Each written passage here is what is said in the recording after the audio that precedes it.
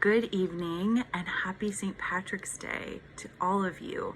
So today is Wednesday, March 17th, and I thought that it would be very appropriate to do a little bit of research on who St. Patrick was, what St. Patrick's Day is all about, and kind of why we have the certain symbols that we have that are associated with this day. So to be completely honest with you, I didn't really know any of this stuff that I'm about to share until today. I would like to thank Brock Kidd from Daily Guideposts and also thehistorychannel.com for some of the information that I learned today and then kind of fact checked all around. But I learned a lot, and I think it made me realize that the things that most people know about St. Patrick's Day are the things that are like commercialized. So Lucky Charms and green party hats and leprechauns and pots of gold and rainbows and all of those things, like, I mean, they're cute and they're sweet, and I remember celebrating them in elementary school, but it wasn't really like meaningful to me. And then when I got to college, like, everybody just associated St. Patrick's Day with like drinking green beer. And I was like, I still don't get it. So this hasn't particularly been one of like the top important days of the year for me. I think I, along with everyone else, wears green not to get pinched. But I don't really celebrate it too much because I just didn't really understand it. And I didn't really understand a lot of the backstory of this holiday. And so I wanted to share what I learned from you. And again, this is from Brock Kidd with Daily Guideposts. So the first thing that I didn't know is that St. Patrick actually wasn't from Ireland. One would assume the patron saint of Ireland would have been Irish himself. He was not. He was born in Scotland.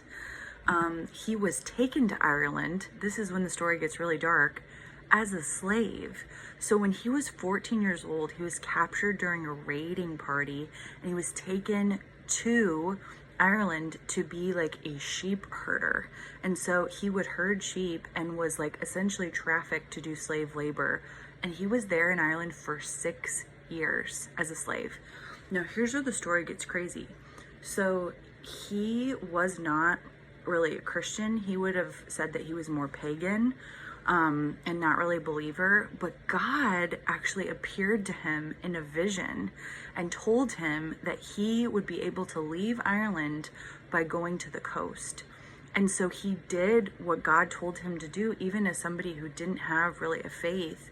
He said, well, what do I have to lose? It's been 6 years that I've been imprisoned here. He went to the coast, got a group of sailors to take him back to Britain, where he was reunited with his family. He was actually born in Scotland, reunited with his family in Britain, spent some time in Ireland when he was in captivity. And this is why, you know, we think of dreamers in the Bible. We think of like prophets who dream. We did a whole Advent series on dreaming. But this story specifically of St. Patrick and his life reminds me so much of Joseph in the book of Genesis. When Joseph had like all of this, like, you know, hard stuff befall him and he was imprisoned, but he still had visions, and God still gave him these dreams and this ability to interpret the dreams too. And so Patrick had many dreams that spurred the decisions of his life, which is so interesting. God told him not only to escape Ireland by the coast, but God also called him in a dream to go back to Ireland because no one in Ireland was a Christian. And so he actually entered the priesthood and started studying divinity and theology because of a vision that he had, which I think is so interesting. He actually did bring Christianity to Ireland most of the time up until St. Patrick, which 5th century, I believe he was. It was just paganism, druids. But when he came, he spent over 4 decades converting people to Christianity and preaching the gospel on the island of Ireland. This is a really cool thing that I did know, but I kind of forgot and remembered today. The shamrock is actually incredibly symbolic, and Patrick would associate it when he would preach and teach and minister, because he would use the three different sides of a shamrock to explain the concept of the Holy Trinity to non-believers. And so the three-leaf clover, which is so common, right? Four-leaf clovers are really rare. So he would use three-leaf clovers all the time in Ireland, and he would say that we have one God in three persons, the Father, the Son, and the Holy Spirit. And he would use nature, these little clovers that he would find all around when he was preaching to people in the fields and outside of their houses, which is so cool. And so now when I see, like, oh, St. Patrick's Day, all the clovers everywhere, I'm like, wow, that's the Holy Trinity. Another thing that I did not know, and I actually asked a couple of my diehard St. Patrick's friends, blue is actually the traditional color of St. Patrick's Day, not green. I really don't think a lot of people know that.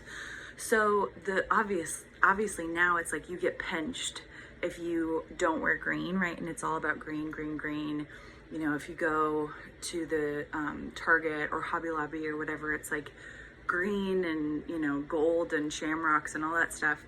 Well, blue is actually the traditional color.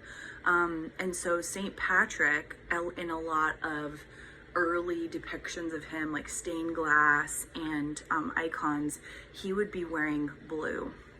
And then King Henry the 13th once used a blue flag with an Irish harp to represent Ireland. And so blue has been the traditional color.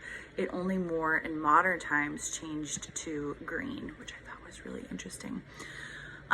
It is a legend and a fable that St. Patrick drove the snakes out of Ireland. But if you think about how snakes in ancient texts have to do with evil, Satan, the enemy, symbolically, he drove out the snakes of Ireland because he brought Christianity to such a dark and oppressive place, which I think is really cool. And so, did he get around with like a staff and did like the snakes follow him out of Ireland? No.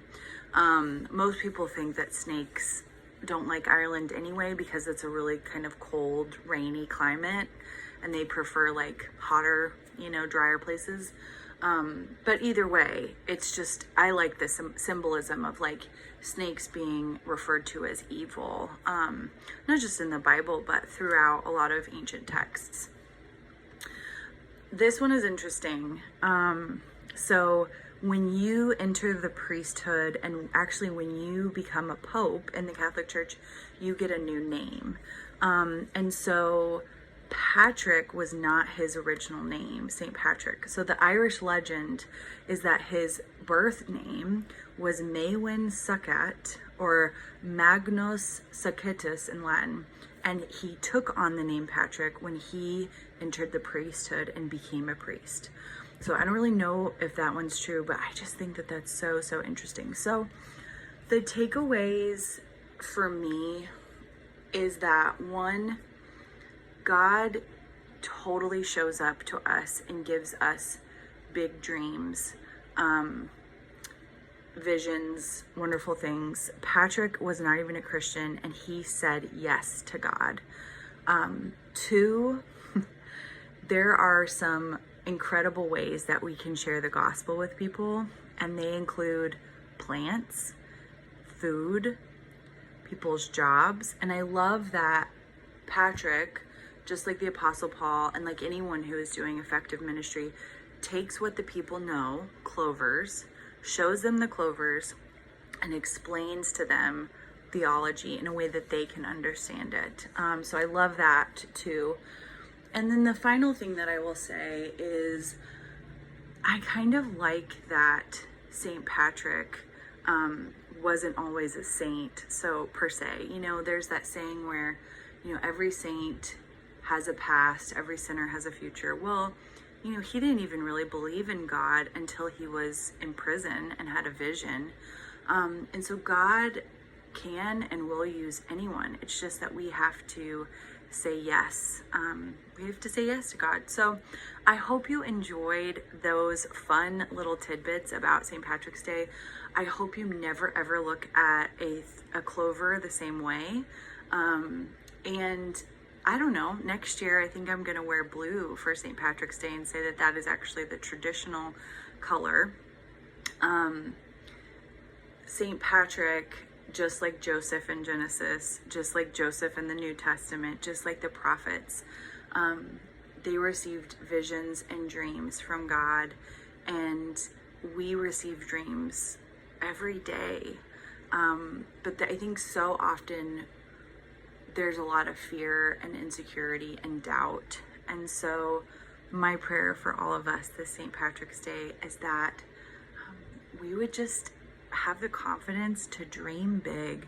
And if there are big dreams that God has for you, for your community, for a place, I love that God put the people of Ireland on his heart. Like, could you imagine the bravery and the courage it would take to go back to a country that you were enslaved in because God had put it on your heart to go and like love those people?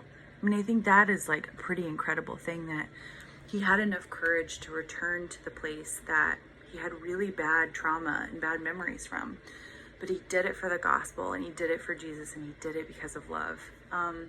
So love can take us to some crazy places, right?